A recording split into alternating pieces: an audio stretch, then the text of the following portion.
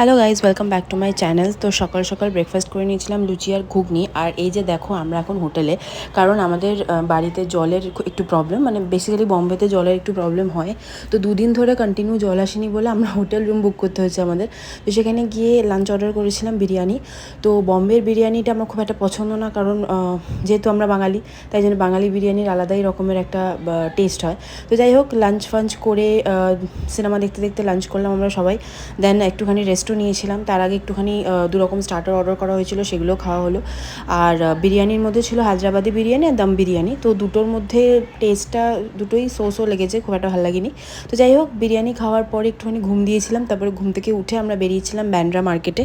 তো ব্যান্ড্রা মার্কেটে গেলেই আমরা প্রচুর শপিং করি, মানে গেলেই শপিং করি। আর এমন টাইমে গেছিলাম, সেটা তখন হাফ অফ দ্য দোকান বন্ধ হয়ে গেছিলো।